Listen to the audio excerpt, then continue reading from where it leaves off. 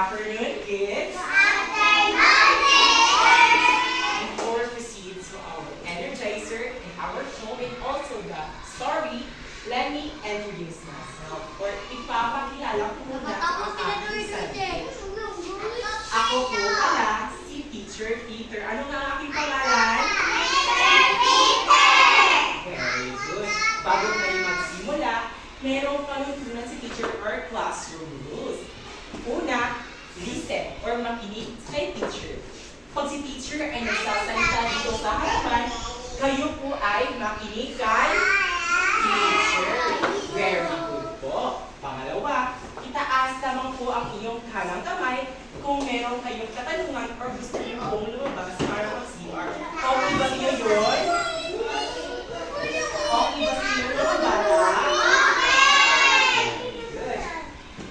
Gusto niyo bang kumanta at mag-dance? Gusto niyo bang kumanta at mag-dance? I have here our lyrics. Ang gagamitin po natin tono ay sinong magaling kumanta ng Ara Song Song na song. Sino familiar dito po? Good. Ang kanyang tono ay ang gagamitin natin. Okay ba sa'yo yun? Ako po muna ang magsisimula at pagkatapos ko po ay gagayahin niyo po si teacher. Okay ba sa'yo yun? Ngayon magsisimula na si teacher. Clap, clap, clap. Tap, tap, tap. Wait lang po. Clap, clap, clap. Tap, tap, tap. Move your body, jump by, don't look back. Pangalawa po natin ito uulitin. Clap, clap, clap.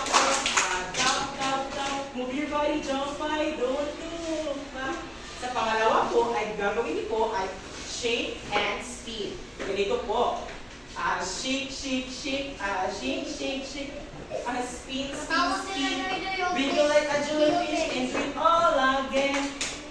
Ngayon po, kayo po ay anyahan ko pong tumayo at sasabayan niyo po si teacher. Stand up po kami lahat.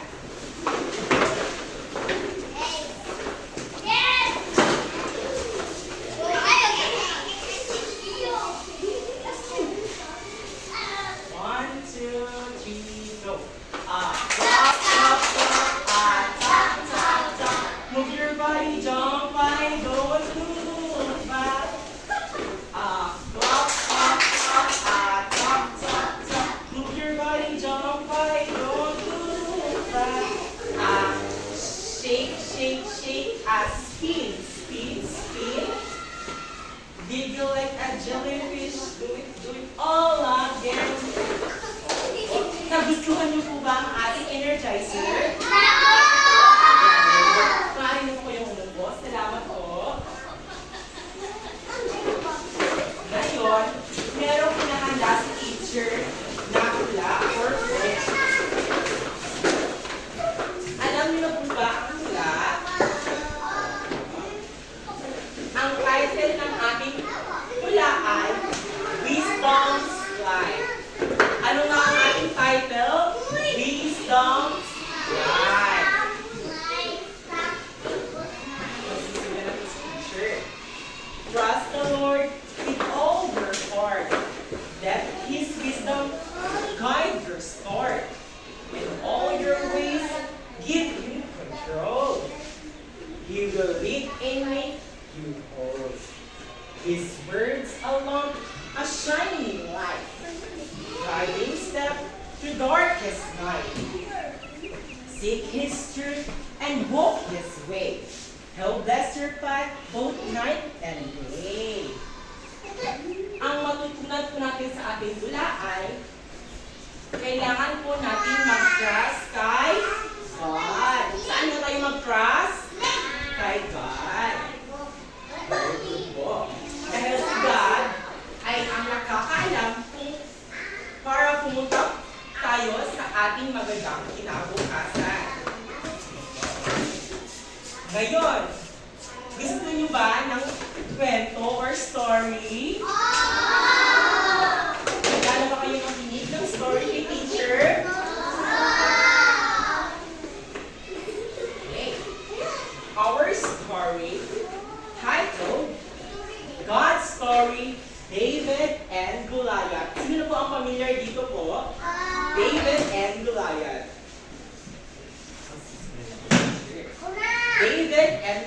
that story is all about the time David fought Goliath, and it begins at him. Si David po daw ay nakikipag-away kay Goliath. Sino nga ang kalaban ni David? Goliath po. Opo. This is David. Sino po nga po ito? Very good po. David was the youngest of 8 brothers. Si David daw ay ang pinamamuran sa 8 kamag-igsuon. His job was being a shepherd, which means he spent all day in a field watching sheep eat and roll around in the grass. Meanwhile, some of his brothers were off with the Israelites army preparing for against Palestinians. The Palestinians were one of the toughest armies the people of the Israel had to fight.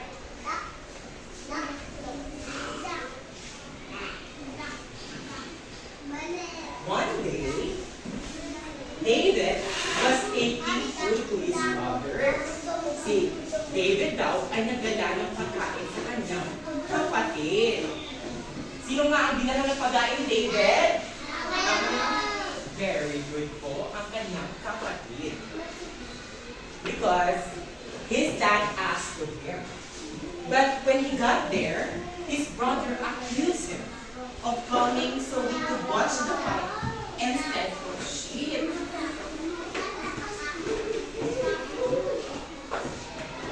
Since David knew his part, he was just obeying his dad. He did not mind being misunderstood.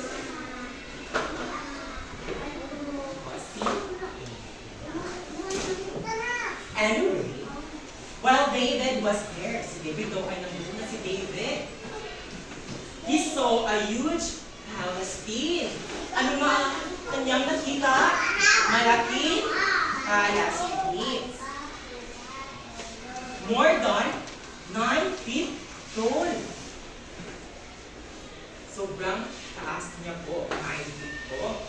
He was wearing a thick helmet and armor and carrying a huge weapon or sword. Malaki po daw ang sword ng hawakan ng isang malaking Palestine.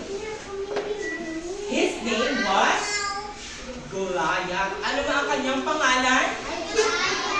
Very good po. And he was definitely used to being the winner.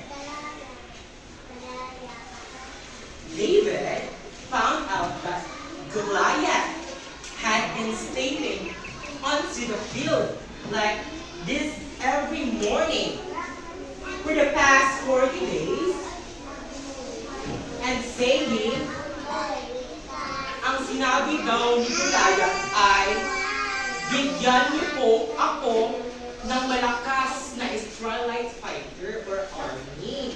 Para daw po ay makalaban niyo po ang malakas na army ng Israelites. But nobody from Israel was brave enough. Wala daw pong malakas na army ang Israelites para labanan si Goliath. Ano ang kanyang kalabanan? Si Goliath po. Even the king, well, David did not like this. Giant was intimidating the Israelites. After all, they were God's special family. Because God was with the Israelites, they could have encouraged in any situation of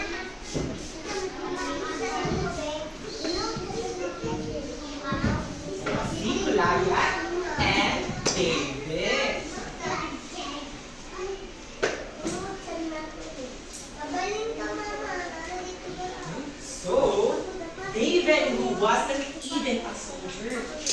daw po soldier si David told the king, I'll fight against you.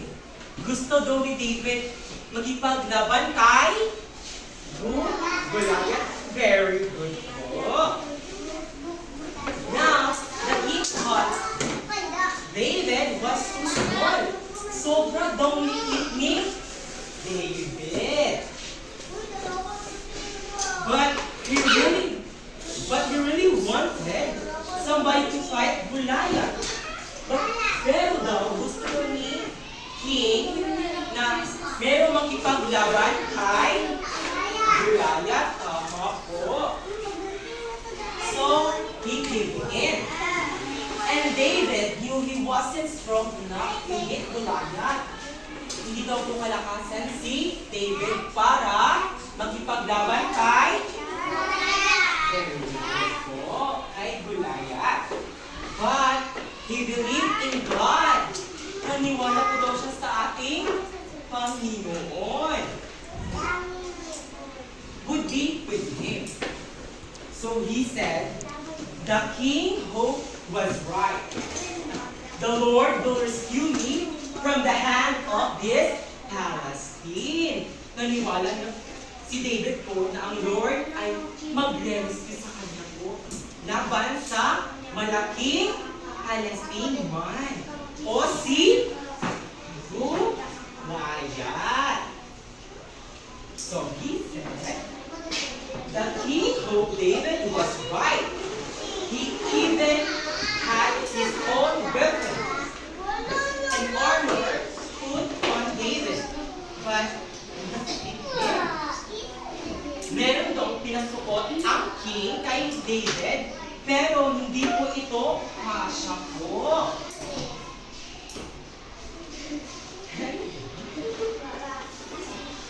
Si David and the king.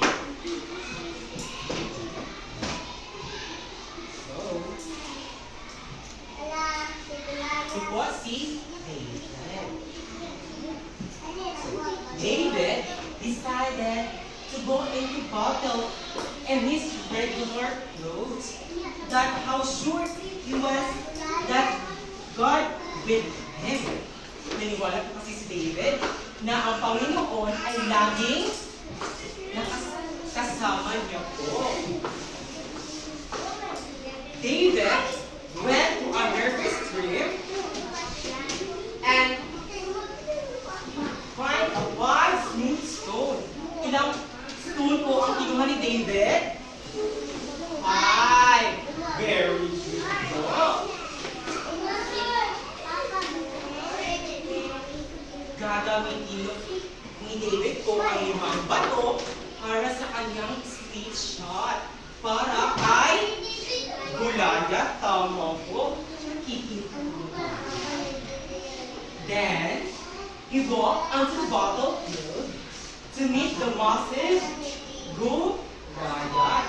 Pumunta daw po si David sa battlefield para ma-meet si Goliath. Tama po. When Goliath saw how wicked David is looking, he was furious. He thought he'd fight the Israelites' strong warrior. Si Goliath daw ay nakita ni si David na dito or hina lamang. Dahil ang gusto ni Goliath ay makikipaglaban siya sa malakas na Israelite warriors.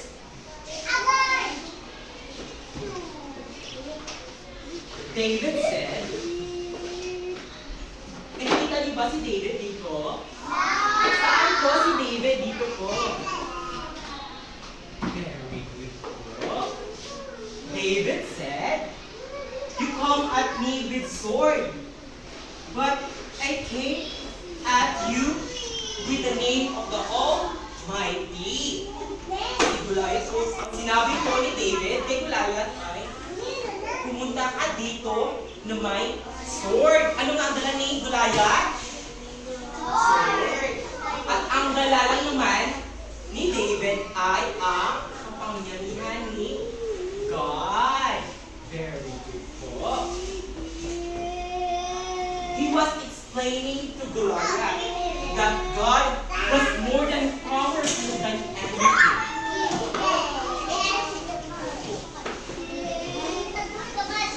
He also added that he would feed Goliath flesh to the birds, which made Goliath even more mad. Sobrang galit daw na si Goliath. Sobrang galit po ni Goliath dahil sinabihan niya si Goliath, sinabihan ni David si Goliath na mas malakas talaga ang Panginoon ko. Then David took a stone, put it in his slingshot. Or, sino nakakaalam dito ng painting sa atin? Painting or painting po. And slung it to Goliath. Itinira niya po daw ito kay Goliath. Ang painting daw ni David ay itinira niya kay Goliath po. Goliath did not even get a chance to swing a sword because the stone hit him right in the forehead. Naigo daw si Goliath sa agtang. Asa na nakita siya? Naigo si Goliath sa forehead or sa agtang. Yes po. Your face planted straight into the ground. Natumba daw po si Goliath sa ground. Nobody could believe it. Wala daw nakakapaniwala na si David ang nakatumba kay Goliath. Sino nga ang nakatumba kay Goliath? Si David po. Si David po ang nakatumba kay Goliath. Took hold of the giant sword. Kinuha daw niya po ang sword ni David ang sword ni Goliath. Tama po. And pinutol niya po ang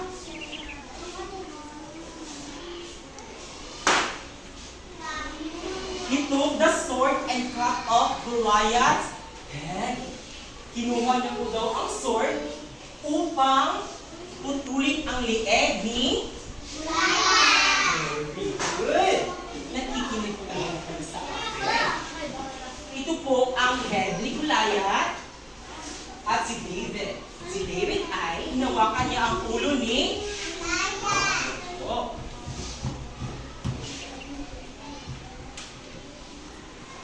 And when the Palestinian army realized that Goliath was dead, patay na daw si Goliath. They started running away like a bunch and scary cats. The Israelites chased the Palestinians, shouting loudly. They had won.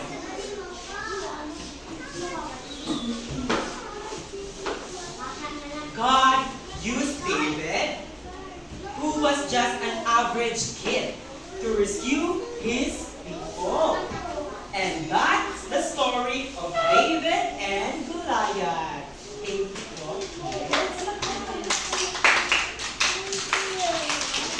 Ngayon, merong katanungan si teacher. Handa na ba kayong sumagot? Okay. Ang katanungan ni teacher, sino po ang nakapatay kay Goliath?